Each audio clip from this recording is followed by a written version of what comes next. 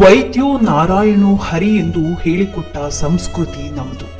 ಪ್ರಾಣ ಕಾಪಾಡೋ ಡಾಕ್ಟರ್ಗಳೇ ಧರ್ಮಾಂಧತೆಗೆ ಬಲಿಯಾಗಿ ಜೀವ ತೆಗೆಯುವಂತಹ ಉಗ್ರವಾದಿಗಳಾದರೆ ಮನುಷ್ಯತ್ವಕ್ಕೆ ಬೆಲೆ ಎಲ್ಲಿದೆ ಎಂಬುದಕ್ಕೆ ದೆಹಲಿಯಲ್ಲಿ ಸ್ಫೋಟ ಮಾಡಿ ಅಮಾಯಕ ಪ್ರಾಣವನ್ನ ತೆಗೆದಂತಹ ವೈದ್ಯ ಭಯೋತ್ಪಾದಕರೇ ಸಾಕ್ಷಿ.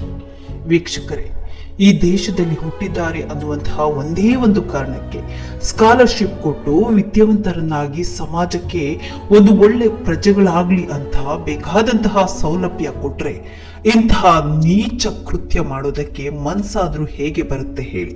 ಈ ನೀಚರಿಗೆ ಅನ್ನ ಹಾಕಿದಂತಹ ದೇಶಕ್ಕೆ ದ್ರೋಹ ಬಗೆರಿ ಅಂತ ಯಾವ ಧರ್ಮ ಹೇಳ್ಕೊಟ್ಟಿದೆ? ಸತ್ತ ಮೇಲೆ ಸ್ವರ್ಗದಲ್ಲಿ 72 ಕನ್ಯೆಯರ ಸಲುಗಿಗಾಗಿ ಬದುಕಿದ್ದಂಥವರ ಜೀವವನ್ನ ತೆಗೆದು ಅವರ ಸಂಸಾರವನ್ನ ಬೀದಿಗೆ ಬರುವಂತೆ ಮಾಡುವಂತ ಧರ್ಮ ಹೇಳ್ಕೊಡುತ್ತಾ? ಹುಟ್ಟಿರುವ ದೇಶಕ್ಕೆ ದ್ರೋಹ ಮಾಡುವುದಕ್ಕೆ ಈ ದೇಶ ನಿಮ್ಗೆ ಮಾಡಿರುವಂತಹ ಅನ್ಯಾಯವಾದ್ರೂ ಏನು? ನೀವು ಮದುವೆ ಮಾಡ್ಕೊಳ್ಳೋದಕ್ಕೆ ಶಾದಿ ಭಾಗ್ಯದಿಂದ ಹಿಡಿದು ಹಜ್ ಯಾತ್ರೆ ಹೋಗೋದಕ್ಕೆ ಸಬ್ಸಿಡಿ ಸಹ ಈ ದೇಶ ಕೊಡುತ್ತೆ. ಮತ್ತೆ ಇನ್ನೇನ್ ಬೇಕಿದೆ ನಿಮ್ಗೆ? ನೆಮ್ಮದಿಯಿಂದ ಜೀವನ ಮಾಡಿ ಈ ದೇಶಕ್ಕೆ ಋಣಿಯಾಗಿ ಬದುಕೋದಕ್ಕೆ ಹೇಳಿ.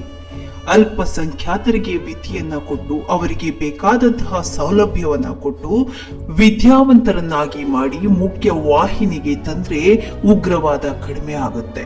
ಅಲ್ಪಸಂಖ್ಯಾತರ ಯುವಕರು ದಾರಿ ತಪ್ಪೋದು ಕೂಡ ಕಡಿಮೆ ಆಗುತ್ತೆ ಅಂತ ಹೇಳ್ತಿದ್ದಂತಹ ಮೇಧಾವಿಗಳು ಪಂಡಿತರು ಈಗ ಎಲ್ಲಿದ್ದಾರೆ? ಧರ್ಮಾಂಧತೆಯ ಅಮಲು ನೆತ್ತಿಗೇರಿದ್ರೆ ಅವನು ವೈದ್ಯನೇ ಆಗಿರ್ಲಿ ಅಥವಾ ಪತ್ರಕರ್ತನೇ ಆಗಿರ್ಲಿ ಅಥವಾ ವಿಜ್ಞಾನಿಯೇ ಆಗಿರ್ಲಿ, ಎಂಥ ವಿದ್ಯಾವಂತನಾದ್ರೂ ಅವನ ಕಣ್ಣಿಗೆ ಕಾಣೋದು ಮಾತ್ರ ಧರ್ಮಾಂಧತೆಯ ಅಮಲು. ಆತನ ತಲೆಯಲ್ಲಿ ಇರೋದು ಕೇವಲ ಕ್ರೂರತ್ವ ಅಷ್ಟೇ.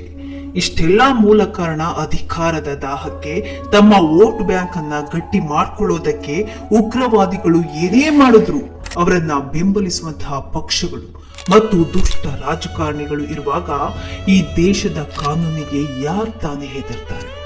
ಇಲ್ಲಿ ಬಹಳ ಯೋಚಿಸಬೇಕಾದಂತಹ ವಿಷಯ ಅಂದ್ರೆ, ವಿದ್ಯೆಯನ್ನ ಕಲಿತು ಸರಿದಾರಿಯಲ್ಲಿ ಹೋಗುವಂತಹ ಪಾಠಕ್ಕಿಂತ ಹಿಂಸೆಯ ದಾರಿ ಸೇರುವಂತಹ ಬೋಧನೆ ಅಷ್ಟೊಂದು ಗಟ್ಟಿ ಆಗಿದೆಯಾ ಅಂತ ಯೋಚನೆ ಮಾಡಬೇಕಾಗಿದೆ.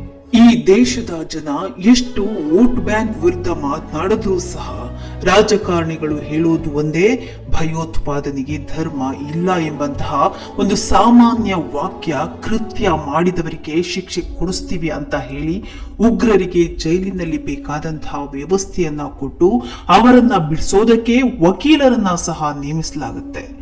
ಸತ್ತಾಗ ಸ್ವರ್ಗದಲ್ಲಿ 72 ಕನ್ಯೆಯರ ಸುಖಕ್ಕಿಂತ ಹೆಚ್ಚಾಗಿ ನಮ್ಮ ಜೈಲುಗಳಲ್ಲಿ ಸ್ವರ್ಗ ಕೊಟ್ರೆ ಯಾರು ತಾನೇ ಈ ಕಾನೂನಿಗೆ ಹೆದರ್ತಾರೆ ಹೇಳಿ? ಈ ವ್ಯವಸ್ಥೆ ಬದಲಾಗಬೇಕಾಗಿದೆ. ಕೊನೆಯದಾಗಿ ದೆಹಲಿಯಲ್ಲಿ ನಡೆದಂತಹ ಕಾರ್ ಬ್ಲಾಸ್ಟ್ ನಿಂದ ಪ್ರಾಣ ಕಳೆದುಕೊಂಡಂತಹ ಅಮಾಯಕರಿಗೆ B&W ಚಾನೆಲ್ ವತಿಯಿಂದ ಶ್ರದ್ಧಾಂಜಲಿಯನ್ನ ಅರ್ಪಿಸುತ್ತೇವೆ. ನಿಮ್ಮ ಪ್ರಾಣ ತ್ಯಾಗ ವ್ಯರ್ಥ ಆಗೋದಿಲ್ಲ ಎಂಬಂತಹ ಭರವಸೆಯಿಂದ ಈ ವಿಡಿಯೋವನ್ನ ಮುಗಿಸ್ತಾ ಇದ್ದೇನೆ.